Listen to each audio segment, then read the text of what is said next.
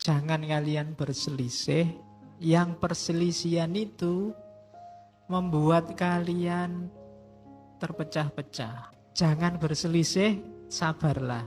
Jadi sabarlah dan jangan khawatir. Pak, nanti kalau sabar kita nanti kalah, Pak. Kalau sabar nanti kebenaran yang saya yakini kalah power, kalah posisi, enggak. Begitu kamu sabar, Allah ada di pihakmu. Innallaha ma'as sobirin.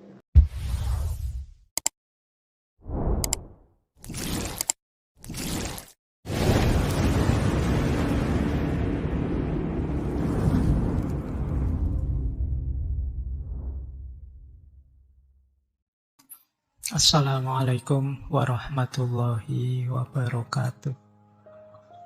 Bismillah. Mari kita lanjut lagi belajar kita, ngaji kita. Jadi intinya ngaji filsafat itu ya ngaji, kita belajar ya. Segala yang di luar itu bonus. Jadi bonus itu ada, alhamdulillah, tidak ada ya, tidak masalah. Bahkan termasuk pemahaman kita, kepandaian kita, itu ya anugerah sebenarnya bonus. Karena yang bisa kita lakukan hanya belajarnya. Maka ayo kita mulai ya, nawaitunya belajar. Baik, kita mulai nggih. Maka malam ini saya agak maksa mengangkat tema ini untuk ngaji. Biar teman-teman ngerti caranya beda pendapat, caranya kita berbeda dengan yang lain. Oke, karena hari ini saya lihat setiap kali saya buka Facebook, apa buka WA, apa buka Twitter, isinya orang-orang marah semua. Jadi isinya orang-orang gegeran, orang-orang berkonflik, rebutan kebenaran. Sebenarnya orang merasa pendapatnya benar itu sangat alamiah, sangat manusiawi. Tapi selanjutnya bagaimana, itu yang banyak yang tidak bisa. Dan itu yang setiap kali kita buka Facebook, ikut-ikutan panas, ikut-ikutan marah. Karena apalagi kalau ada postingan yang tidak cocok sama kita. Bahkan kita sering juga ikut ngasih komentar. Terus ikut terlibat dalam gegeran-gegeran yang tidak penting. Padahal kadang-kadang orang itu begitu sadisnya kalau di medsos, tapi kalau ketemu ya biasa-biasa aja. Ya cengenges-cengenges, senyum-senyum, tapi begitu masuk Facebook, masuk WA, masuk Twitter, wih bahasanya kebun binatang keluar semua. Yo. Orang yang tidak kenal itu bayangannya, wih orang ini mesti sadis, mesti keras. Tapi begitu ketemu biasa, cengenges-cengenges. Coba kalian lihat beberapa yang ditangkap karena medsos itu kan. Loh, orangnya biasa-biasa. Diajak ngomong juga kalem. Nggak berangasan. Tapi begitu nulis, wah. Makanya besok waktu di akhirat itu yang disuruh ngomong tangannya yang jadi saksi. Karena kalau mulutnya lembut, tapi tangannya ini luar biasa. Sadisnya. Oke, malam ini kita latihan ya. Harus bisa, karena beda pendapat itu pasti. Jangan membayangkan orang sepakat dengan satu kebenaran. Fitrahnya, sunnatullahnya, kehidupan manusia itu beda pendapat. Oke, ya termasuk juga beda pendapatan. Itu fitrah, sudah beda pendapat dan beda pendapatan. Oke, bismillah. Adabul ikhtilaf. Ngaji dulu ya, saya ambil ayat-ayat penting dari kitab Adabul Ikhtilaf itu. Al-Quran itu tidak bosan mengingatkan kita. Cuma hari ini Al-Quran itu sering jauh dari kita. Mungkin kita masih ngaji, tapi nilai-nilainya jauh. Mungkin tiap hari kita teriak-teriak mana dalil Qurannya, kita sendiri tidak pernah mengakses Al-Quran. Itu ambigunya kita. Saya ambil beberapa ayat untuk tema malam ini. Di kitabnya Al-Wani juga ada. Yang pertama itu ada di bagian pengantar. Beliau ngangkat ayat Inna hadhihi ummatukum ummataw wahidah. Wahai Muhammad, ini umatmu, ummataw wahidah, umat yang satu, dan aku Tuhanmu. Fa'budun atau fa'buduni, maka sembahlah aku. Jadi ini ayat ini artinya umat yang satu itu di antara cirinya menyembah Allah. Simpelnya begitu. Kita ini satu. Kenapa? Tuhannya sama, Allah. Itu parameter yang tidak bisa dibantah sudah. Selama Tuhannya masih Allah, masih menyembah, memposisikan diri sebagai hamba di hadapan Allah, dia masih minna, masih kita. Kita umat yang satu. Entahlah nanti pengembangan keimanannya seperti apa, cara dia mengaplikasikan ketundukannya pada Allah seperti apa, monggo. Tapi selama masih Allah Tuhannya, umat wahidah. Entah alirannya apa, punya grup apa, punya gagasan seaneh apapun, coba ditanya Tuhannya masih Allah enggak? Kalau masih Allah ya masih friend, masih CS. Jadi parameter paling utama itu sebenarnya. Jangan gampang-gampang berani-berani menidak Islamkan, mengkafirkan, memusyrikkan, memurtadkan orang yang masih ngaku bahwa Tuhannya Allah. Nanti di beberapa hadis ada yang bilang akan kembali pada dirinya sendiri. Logikanya simple. Karena yang punya hak mengkafirkan itu kan Allah. Yang ngerti orang ini batinnya kafir benar itu Allah. Kalau kamu ikut-ikutan menghakimi, kamu ngambil posisinya Allah. Kamu ngambil kedudukannya Allah. Allah lah ya tersinggung. Bukan wilayahmu. Jangankan kayak gitu. Wong saya aja ngomong di sini tiba-tiba kamu, alah Pak, minggir aja Pak. Saya aja yang ngomong Pak. Ya mungkin tak kasih cuma sambil dongkol di sini. Bukan kedudukanmu. Saya yang duduk di sini hari ini kan gitu kasarannya. Jadi jangan ambil posisinya Allah. Kamu boleh mengingatkan orang bahwa dia keliru, hati-hati mas, jangan kafir, jangan musyrik. Tapi apakah dia sudah kafir beneran, apa musyrik beneran, bukan ranah kita. Jadi tidak usah ikut-ikutan menghakimi. Wong kamu bukan hakim. Tidak usah ikut menuntut, kamu bukan jaksa. Oke, jadi kita satu. Nanti kalau ditarik lebih tinggi, umat ini indikatornya agama kalau di sini, tapi ada level lebih tinggi, kita satu sebagai manusia. Nanti di beberapa ayat yang lain ya kita sesama manusia. Cuma di sini ngomong tentang keislaman, maka ayat belakangnya wa ana rabbukum fa'budun. Aku ini Tuhanmu, sembahlah aku, katanya Allah. Allah ngomong gini kan pada seluruh manusia. Nanti yang sukses menyembah Allah namanya Muslim. Oke, terus itu satu ayat. Ini saya ambil beberapa, nanti kalau tak ambil semua ayat dari kitab itu malam ini ngaji ayat tok. Terus wala tanaza'u fatafshalu wa tadhhabari hukum. Jangan kalian berselisih, yang perselisihan itu membuat kalian terpecah-pecah, membuat kalian lemah, watadhabari hukum, dan kekuatanmu hilang. Jangan seneng gegeran. Kalau begitu kalian gegeran, kalian mesti terus pecah-pecah, dan orang pecah-pecah itu biasanya lemah. Watadhabari hukum. Uniknya ayat ini tidak terus bersatulah, tapi wasbiru. Tidak terus ajaklah orang untuk kebenaran, tapi tidak. Jangan berselisih, sabarlah. Ini yang tidak ada. Kita sadar ada orang lain beda pendapat sama kita, terus biasanya kita paksa dia satu pendapat sama kita. Padahal Al-Quran nyuruhnya nggak begitu. Begitu kamu sadar ada perbedaan, wasbiru, sabar.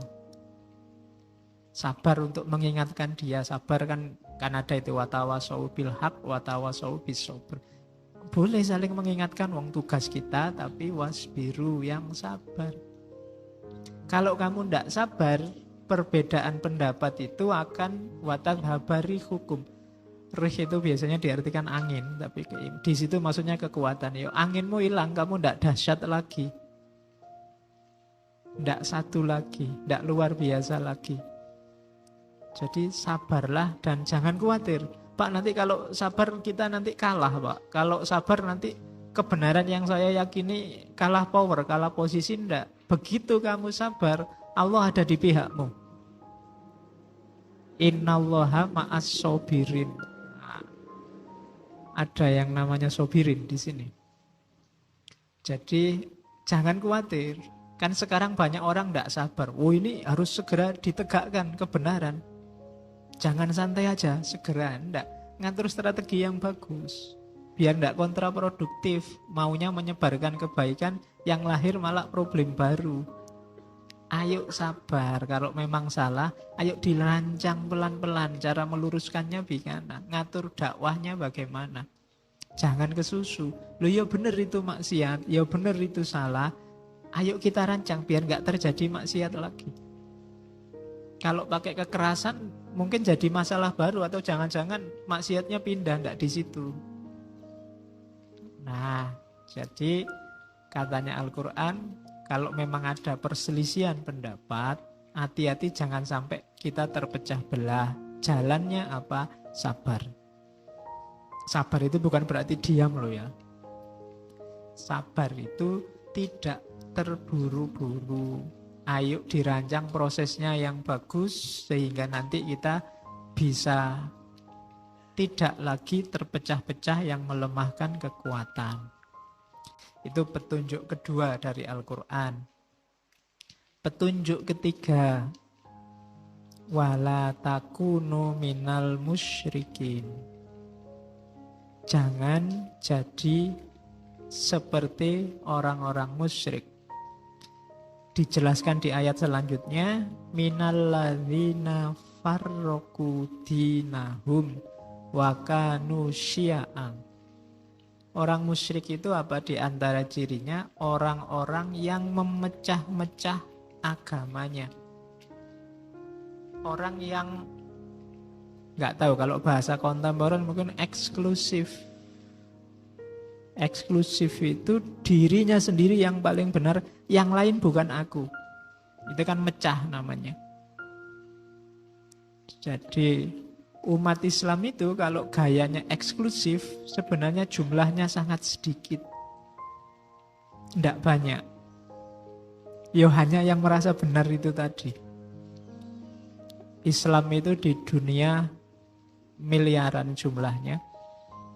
Tapi kalau perilakunya eksklusif, jumlahnya sebenarnya sangat sedikit. Karena yang lain nggak dianggap. Maka jangan suka mecah-mecah. Jangan menghembuskan isu yang bikin orang terpisah-pisah. Hari ini nambah lagi satu kategori yang pro kebangkitan PKI sama anti kebangkitan PKI. Itu kan nambah kategori lagi. Beberapa bulan yang lalu ada kategori pro Ahok sama anti Ahok. Mungkin nanti ada lagi kategori ini yang mecah-mecah nambah terus.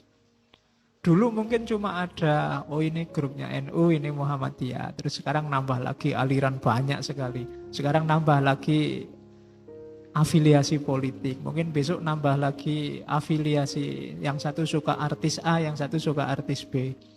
Yang ini kan ada sekarang. Ini yang pro Kaisar Hijrah, yang sini anti Kaisar Hijrah. Oh no way. Oke. Jadi ndaklah. Jangan jadi orang yang suka bikin kategori. Pandanganmu beda dengan aku tentang ini, tapi kita masih satu kok. Kita bukan dua kubu yang berbeda, biasa. Jadi kayak kamu sama temanmu satu kamar kos, yang satu suka keluyuran, yang satu sukanya di kamar, tapi biasa. Bukan berarti terus dua kubu yang berbeda. Sama saja kita satu kamar kos. Jadi wakanusia'a, terus misah-misah gara-gara itu. Jangan sampai jatuh ke kalimat yang terakhir. Kullu hisbim bima ladaihim farihun. Setiap grup, setiap kelompok menyombongkan kebenaran kelompoknya. Membanggakan kebenaran dirinya.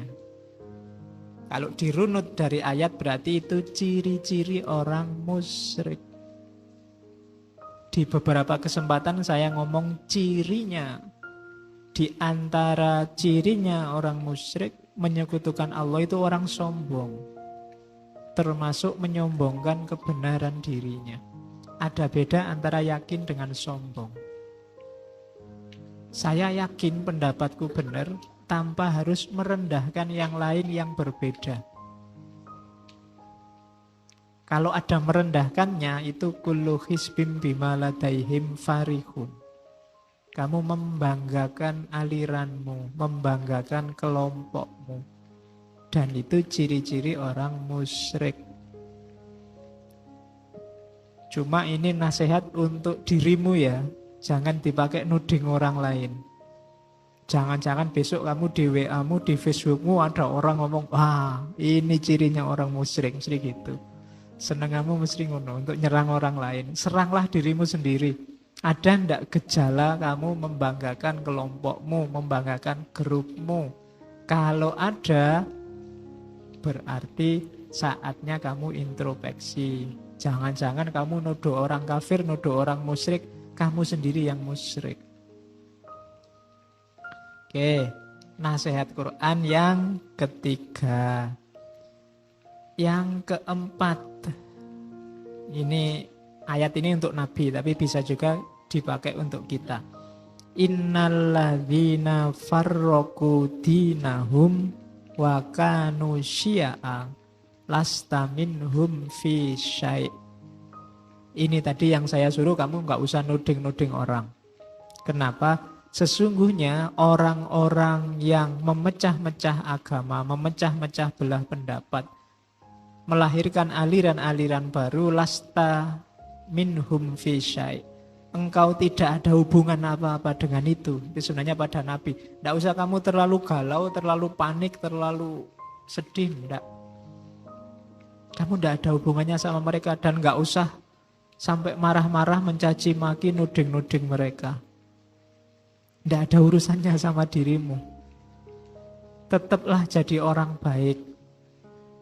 Lasta minhum fi syai'. Lah kalau ada yang kayak gitu gimana? Tenang aja, Allah yang ngurusi. Innama amruhum ilallah. Sesungguhnya urusan mereka hubungannya sama Allah.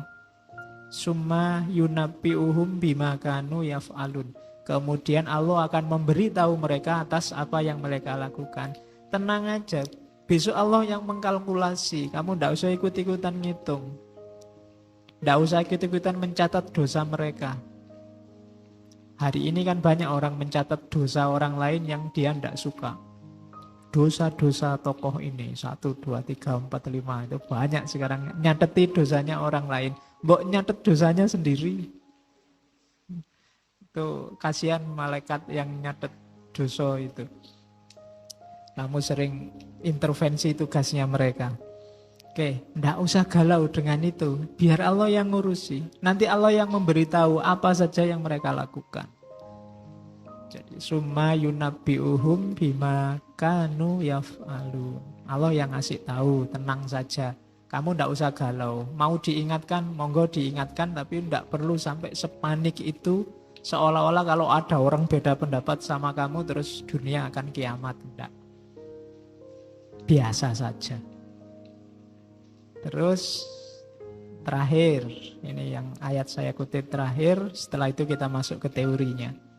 Wa mahtalafal ladzina utul kitaba illa mim ba'dima ja'ahumul ilmu baghyam bainahum.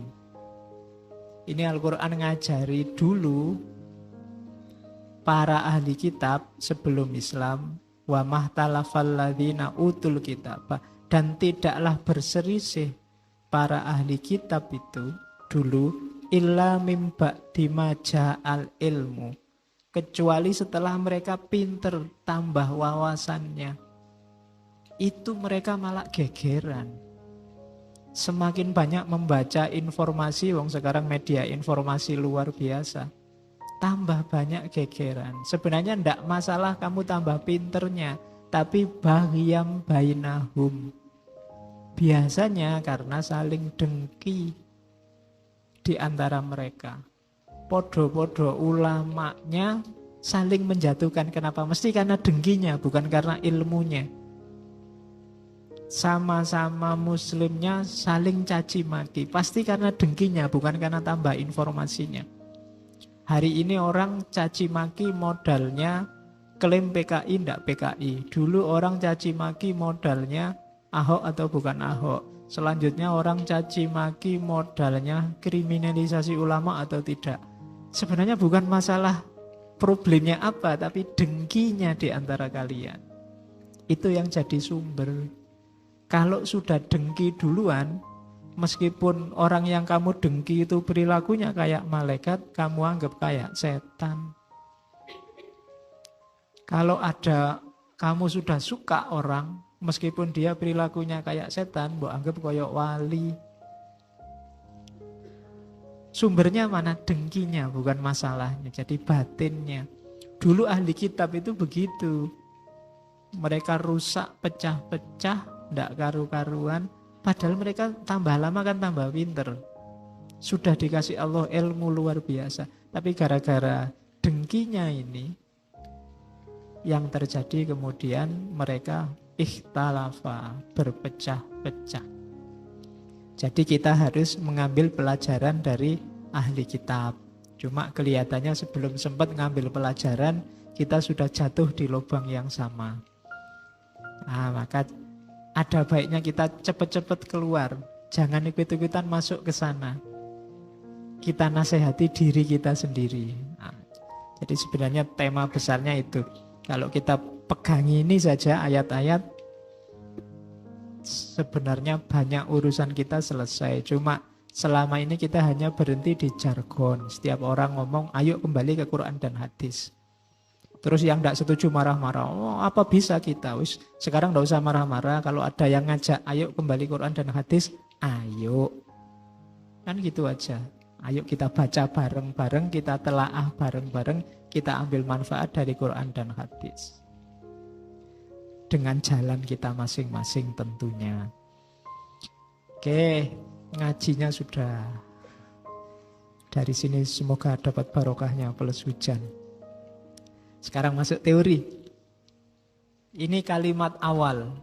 Kenapa Syekh Jabir Alwani nulis Adabul Ikhtilaf fil Islam. Nanti bab awal itu judulnya bencana perselisihan dan pertikaian. Ini sumber paling mengenaskan. Situasi paling mengenaskan hari ini. Saya ambil satu paragraf itu, narasinya Syekh Jabir. Bencana paling berbahaya yang saat ini menimpa umat Islam adalah bencana perbedaan pendapat dan perselisihan paham. Perbedaan yang ditandai dengan kekerasan, kepentingan sendiri-sendiri, dan motivasi yang egoistik. Berkembang dan tumbuh semakin besar dan semakin besar. Merasuk jauh ke dalam dunia mental seseorang. Lalu merantai pikirannya, perilakunya, dan perasaannya. Hari ini tidak sadar pelan-pelan kita masuk dalam dunia konflik, dalam dunia perselisihan. Kita dipaksa mengambil posisi berseberangan. Kita dipaksa punya musuh banyak hari ini. Jadi begitu orang tanya, Mas pro Ahok apa anti Ahok? Kita jawab yang manapun, saat itu juga kita nambah musuh. Setuju nonton film PKI apa enggak setuju? Kamu jawab yang manapun, tetap kamu nambah musuh. Dan sedikit demi sedikit semua di antara kita masuk ke situ. Siapapun yang mencoba membahas, saat itu juga dia akan ada di salah satu kubu dan nambah musuh. Begitu kamu, enggak kok saya netral. Netral mungkin dianggap pro atau dianggap kontra. Kalau yang tanya pro kamu dianggap kontra, yang tanya kontra kamu dianggap pro. Enggak bisa netral sekarang. Kamu dipaksa, katanya Syekh Alwani, pelan-pelan, sedikit-sedikit kamu masuk ke dunia perselisihan. Tapi kamu enggak sadar. Oke. Lalu orang-orang ini kehilangan kejernihan pandangan terhadap segala sesuatu. Dalam perjalanannya mereka pun kehilangan tujuan dan misi Islam dan prinsip-prinsip dasarnya yang utama. Jadi kita melupakan kenapa Islam itu diturunkan oleh Allah.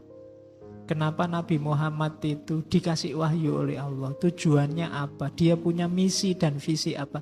Kita lupa itu. Kita sibuk dengan kebenaran-kebenaran kita sendiri. Sehingga lupa misi besarnya.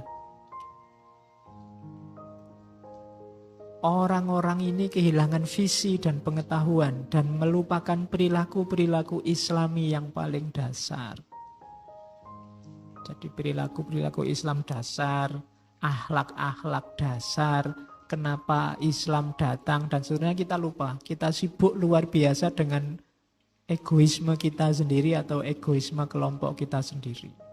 Itu gara-gara apa? Gara-gara arenanya adalah arena perselisihan. Bencananya di mana mereka begitu mudah berkata tanpa pengetahuan, memutuskan tanpa pemahaman, dan menjalankan sesuatu tanpa tuduhan. Tanpa dasar. Dari orang-orang ini, tuduhan demi tuduhan membanjir. Tidak usah kaget kalau hari ini orang selalu nuduh orang lain. Entah kamu dituduh apa. Kamu ngomong dikit aja, pendukung ini ya. Kamu ngomong apa? Mesti ini.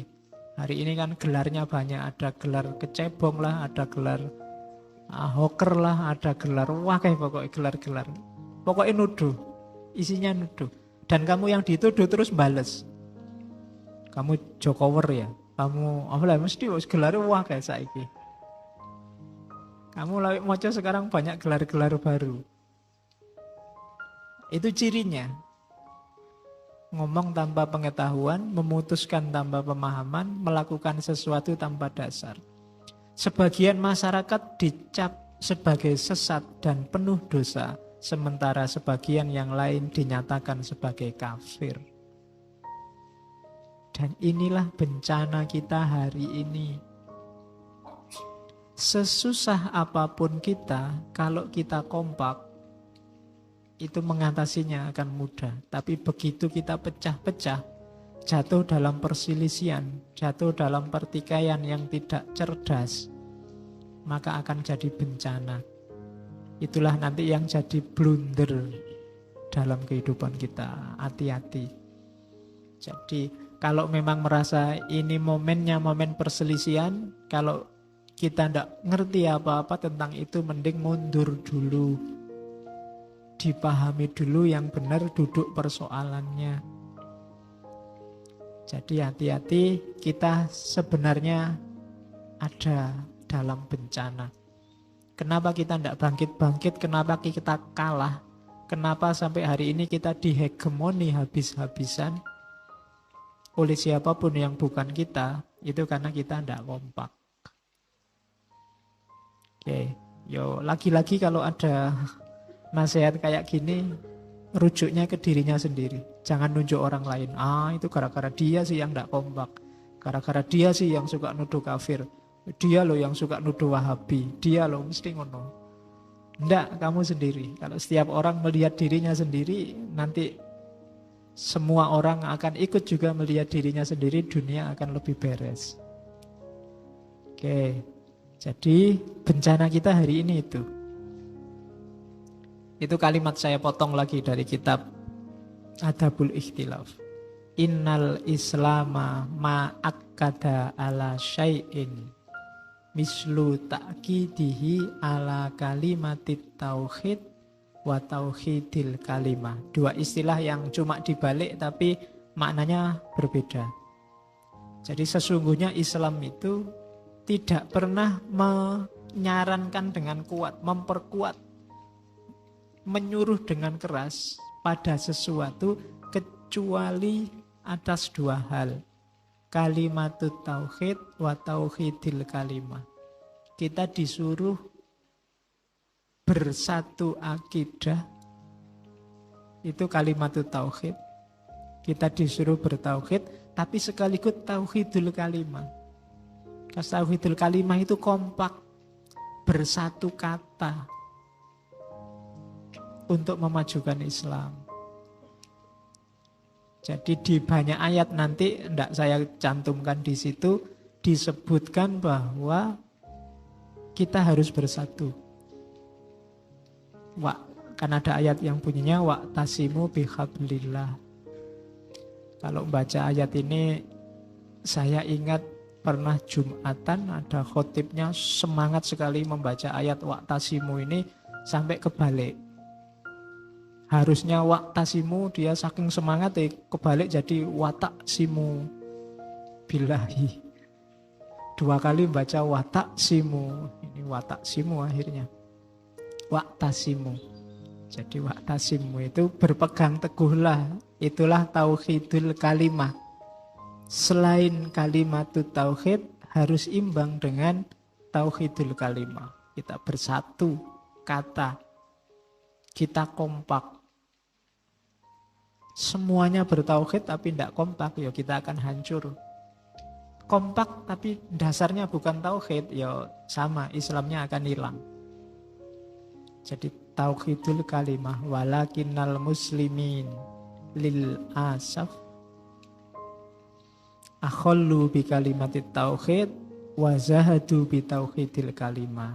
Sayangnya umat Islam hari ini kehilangan kalimat tauhid dan jauh. Zahadu itu kan dari kata-kata zuhud, menjauh, jauh dari tauhidul kalimah. Tauhidnya hilang, kompaknya juga hilang. Tidak dua-duanya malahan. Tadi kan kita salah satu, tauhidnya kuat tapi tidak kompak, atau kompak tapi tidak tauhid. Ternyata katanya Syekh Alwani, hari ini kita tidak dua-duanya. Tauhid kita tidak terlalu kuat karena yang kita nomor satukan mungkin dunia, mungkin jabatan, mungkin organisasi, mungkin kepentingan. Kalimat tauhidnya gugur. Apalagi tauhidul kalimah. Sebenarnya kalau semua sepakat, kalau semua fokus di kalimatut tauhid, akan mudah untuk mewujudkan tauhidul kalimah. Tapi karena kalimatut tauhidnya tidak beres, yang dinomorsatukan dalam hidup masing-masing macam-macam, maka tauhidul kalimah tidak bisa diwujudkan. Kalau fokusnya sama kan lebih mudah, tapi karena fokusnya beda-beda, ya dua-duanya akhirnya hancur. Sayang sekali. Katanya Syekh Jabir Alwani. Oke.